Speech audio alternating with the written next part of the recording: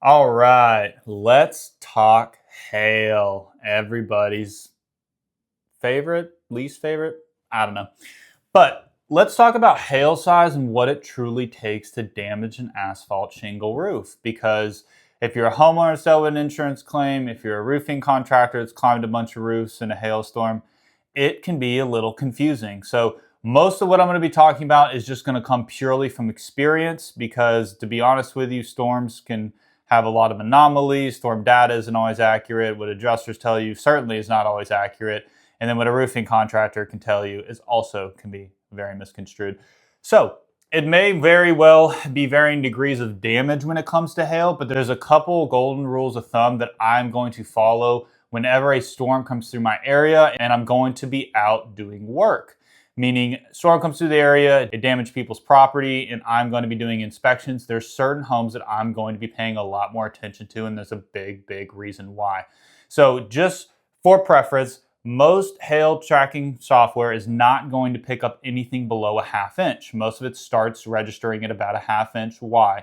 Because while a half inch storm may not sound significant, and it's not on most roofs that are 10 years newer, even really 12 years or newer, most of the time a half inch storm is not going to do that much damage.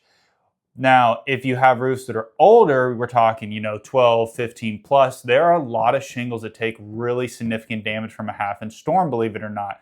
So just because you're outside and you're like, it's really just the size of dimes, it's not something I need to worry about, you may be mistaken. I've gotten on plenty of roofs where it's a dense half inch hailstorm, which is also something I want to touch on too. The density of the hailstorm is going to make a big difference because the way an insurance carrier is going to judge whether to replace a roof or not is going to be based off how many hits inside of a square. What's a square? Square is just a basic unit of measurement for roof, 10 foot by 10 foot, 100 square feet. Makes math easier on all of us roofing contractors, right?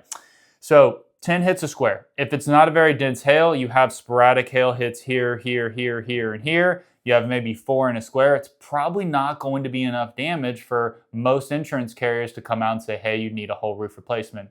Now, in 2021, there was a very dense half-inch hailstorm. I don't think these roofs were honestly older than 12 years. It may have been right on the borderline, but boy, were they smoked. They had a lot of damage. The half-inch hailstorm was pure ice, so it was very dense hail. It makes a big difference too if it looks like snow or if when it hit, it explodes. That's more of a snowball. Of course, that's not going to do as much damage. But when it's hard ice and it's very dense and it's coming in with heavier winds, a half-inch hailstorm I've seen destroy roofs. I'm talking 20 plus hits a square. I'll actually throw up a photo from an old photo report back in 21. I'll even timestamp it for you. This is a neighborhood we worked a while back, and I think almost 70% of the roofs in this neighborhood had to get replaced.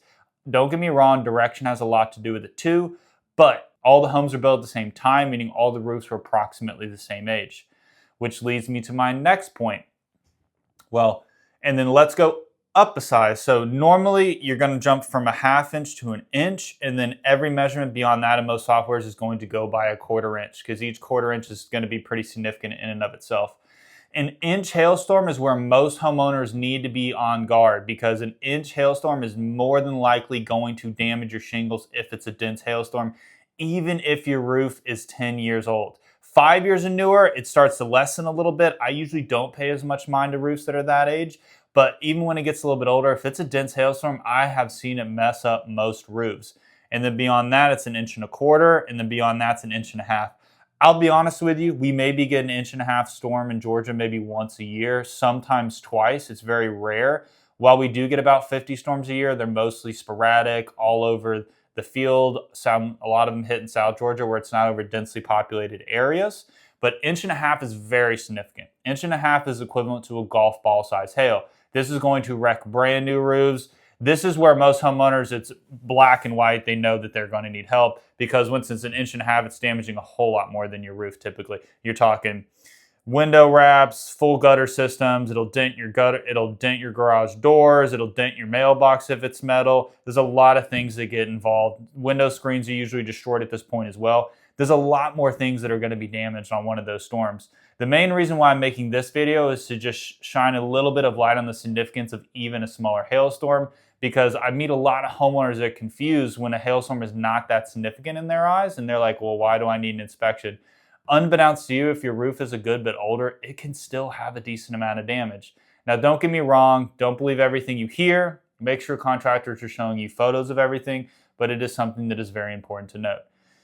Also, direction of the hail is going to be super important. Now, most storms are going to come out of the southwest. There is a few exclusions to this rule. Last year, we had a pretty significant storm that came out of the northwest, which was very interesting, which is a mixed bag in and of itself. And reason being, when most storms come out of the southwest, those are the slopes on the roof that are already getting the most sun. So they're usually going to be a little bit more worn anyhow. So those are usually going to be the slopes that are going to get the more significant damage. Your north slope is usually covered in algae, especially if it's an older roof. Believe it or not, that actually hardens the shingle, making it harder to damage, but it does show a good bit of spatter. I'll throw a picture up of spatter just so y'all know exactly what I'm talking about. It's not necessarily direct damage to a shingle, but it shows the density and the size of the hail. So if the storm came in a certain way and your home is more facing northwest or more facing east, a lot of the times your neighbors can get new roofs and you do not. Because of the way the storm actually hit the home, it doesn't do as much damage, or it may do almost no damage because the blunt force of where the storm is hitting is just hitting the front of your house with algae covered, more hardened shingles. And I've seen it time and time again where maybe half a street gets replaced and the other one doesn't. Now, without getting too in the weeds, because I don't want to get into insurance companies and how they all act differently, there's a lot of baseline things that you need to know before even submitting a claim to an insurance carrier. I'll throw up my claim-worthy video. That way it'll go over the whole process. You know exactly what I'm talking about. So this was just kind of a quick one. The summary for this one is just going to be, remember, even if it's a half-inch storm and you have a much older roof, there's still a significant chance that it could be damaged. Just on a little side note as well, this is also why a lot of insurance carriers push back on much older roofs, or this is when they start writing bad policies, meaning they just provide less coverage because they know that once the roof reaches a certain age, it is going to be more susceptible to damage. Something I do want to mention as well is there are standard certifications in our industry, such as like a Hague standard, which is a training that a lot of inspectors go through and adjusters as well. Roofing contractors, it's kind of hit or miss. Some of them do, some of them don't. I personally am not Hague certified. I'm happy to say that on camera. I know when a shingle is damaged, there's a lot of things you can go by as far as being fractured and then also having the supporting collateral damages. A good rule of thumb, which kind of coincides with me talking about the roofing age earlier, is that an inch hail is where most shingle manufacturers are going to say that it's not going to damage a brand new architectural style shingle. I would say it's dang near equivalent for a 3-tab as well. 3-tabs are actually pretty tough shingles. They suck when it comes to wind. Everybody can vouch for that. But when it comes to hail, they're about as equivalent as withstanding hail impacts to an architectural style shingle. So, hope this video has been super helpful. If you're on the fence about if it's big enough hail to damage my roof or not, this video is going to give you a little bit of insight of what I usually recommend when it comes to getting an inspection based on the roof's age, and then also the size of hail it takes to legitimately cause damage or has the potential to. Thanks for watching, guys.